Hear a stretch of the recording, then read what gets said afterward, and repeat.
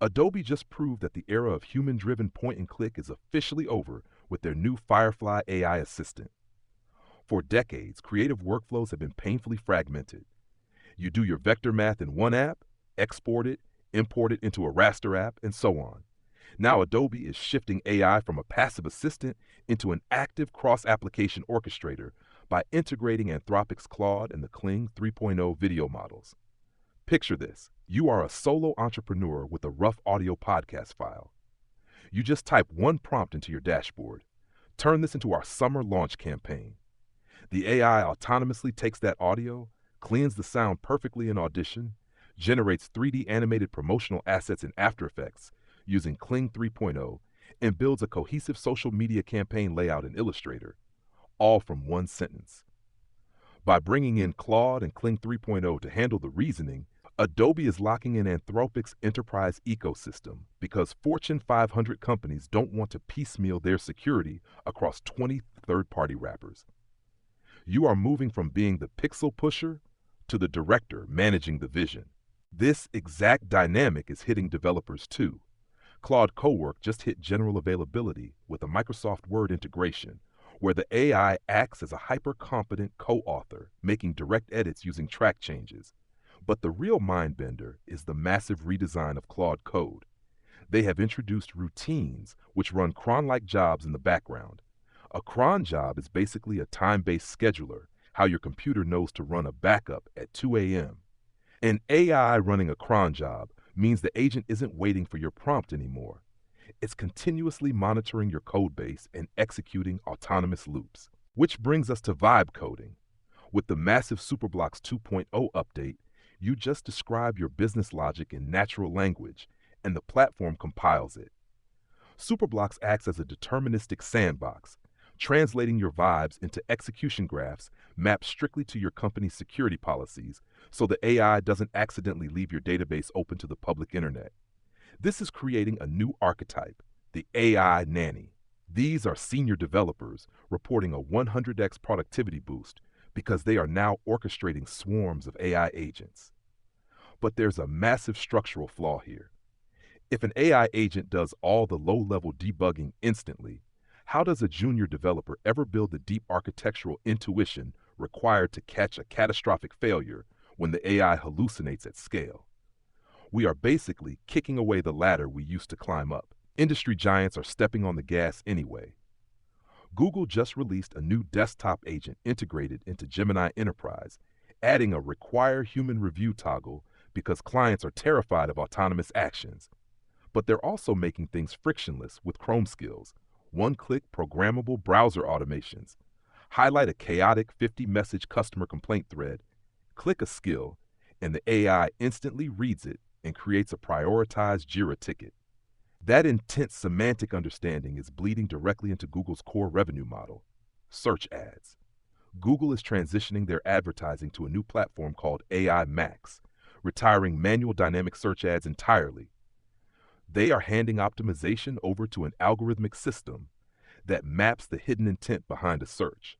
It knows that a person searching for a marathon training plan on a Tuesday is 80% likely to buy a specific orthotic shoe within 48 hours. Human media buyers simply cannot process that. All of these moves are happening amidst a cutthroat rivalry. A leaked internal memo from OpenAI's revenue chief, Denise Dresser, brutally accuses Anthropic of inflating its revenue run rate by a staggering $8 billion using questionable accounting tactics. It frames Anthropic's massive partnership with Amazon as a desperate lifeline for compute power, while teasing OpenAI's upcoming Spud model. OpenAI wants to be the ultimate super app. We see this with their massive new integration partnership with Upwork. You can now find, interview, and hire human freelancers directly inside the ChatGPT interface. You tell it you need a graphic designer, and the AI reaches via API into Upwork, parses portfolios, presents vetted candidates, and drafts the contract.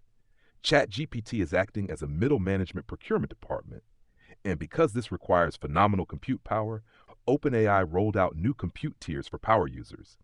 If you pay $100 a month, you get 10x the compute priority. For $200 a month, you get 20x. They are also backing this with aggressive talent acquisition, buying Hero Finance to bolster their personal finance capabilities, and shutting down the original Hero app on May 13th in a total land grab. But all these software abstractions slam into a brutal physical ceiling, the metal. Jane Street, a highly sophisticated quantitative trading firm, just signed a $6 billion cloud deal with CoreWeave, throwing in a $1 billion equity investment. When high-frequency traders drop $6 billion into AI cloud infrastructure, it tells you the smartest money knows the ultimate bottleneck is raw metal. The absolute choke point sits in the Netherlands with ASML. They just lifted their 2026 forecast to an astounding 40 billion euros, expecting to ship 25% more of their advanced high-NA EUV lithography machines. ASML is a monopoly dictated by the laws of physics. Modern transistors are measured in atoms, so ASML drops microscopic droplets of molten tin into a vacuum chamber, hits them with an industrial laser, and blasts them with a second pulse to turn that tin into a plasma 40 times hotter than the surface of the sun, 50,000 times a second. That generates the extreme ultraviolet light needed to print the chips for NVIDIA and Apple. This hardware control is a geopolitical flashpoint. U.S. Senator Elizabeth Warren is scrutinizing NVIDIA's recent acquisition of Slurm. Slurm is the traffic cop software for high-performance computing clusters. By acquiring it, NVIDIA isn't just selling GPUs. They are buying the software that dictates how the entire cluster operates. But NVIDIA is also pushing further by releasing the open-source Ising models, mathematical frameworks from the 1920s adapted into an AI layer to solve quantum decoherence. Qubits are incredibly unstable, but NVIDIA's AI automatically tunes the quantum computer and decodes errors in real time before they destroy the calculation, boosting processing speed by 2.5x. As these massive clusters come online, we have to talk about cybersecurity. Anthropic's Claude model is kept under intense lock and key because it demonstrated advanced autonomous hacking capabilities, like reading a compiled software binary, finding an obscure buffer overflow vulnerability, and executing a multi-stage attack. The concern of a systemic breach is so severe that U.S. political figures are publicly backing a government-controlled kill switch to sever networking cables of financial institutions to prevent an AI-driven economic collapse. OpenAI is taking the exact opposite approach with GPT 5.4 Cyber, giving authenticated defenders deep API-level access to reverse engineer malware and patch vulnerabilities faster than offensive models can find them. Meanwhile, the developer infrastructure itself is under attack through prompt injection. Hackers hide invisible Unicode instructions inside innocent-looking bug reports. When an AI agent reads that report, the hidden instructions act like a hypnotic trigger, tricking the agent into silently exfiltrating AWS production keys. As if securing the digital layer wasn't enough, autonomous agents are breaking into physical space. Google DeepMind and Boston Dynamics just dropped Gemini Robotics ER 1.6, utilizing sim-to-real transfer. They put an AI neural network inside a chaotic physics simulation with randomized variables. The AI goes through millions of lifetimes of trial and error.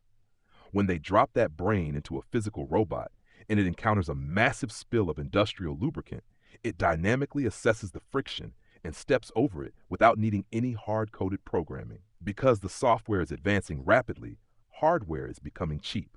Unitree is launching their R1 humanoid robot globally for roughly $4,000. Barclays predicts autonomous delivery robots could slash global food delivery costs down to just $1 per order. The barrier isn't hardware cost, it's liability. If that $4,000 robot drops a 50-pound box on a pedestrian's leg, who gets sued? This is fundamentally rewiring our jobs. Snap just cut 1,000 jobs, explicitly citing AI efficiency gains. At the Semafor Summit, Anthropic executives had a heated debate over whether AI could lead to 20% global unemployment or simply make workers superhuman. The Andon Labs experiment with Luna settles it. They gave the Luna agent a $100,000 budget, Claude Sonnet 4.6, and Gemini 3.1 flashlight to open a physical boutique. Luna interviewed human applicants over Zoom by synthesizing audio responses in real time. Yes, it hired industrial welders at 3 a.m. by mistake, but it acted as a machine executing code to manage human labor. We are facing a massive trust gap. The new Stanford AI Index shows a 53% global AI adoption rate, but public trust is at a record low of 31%. People use it, but they are terrified. And entry-level developer employment for ages 22 to 25 has plummeted by 20%. Meanwhile, at Coachella, fully AI-generated influencers seamlessly blended in with real celebrities, selling prompt packs with zero disclosure that they aren't human. Meta is building a photorealistic 3D digital clone of Mark Zuckerberg to speak with employees. The Sky Agentic home screen is replacing iPhone apps with a proactive AI layer that manages your schedule.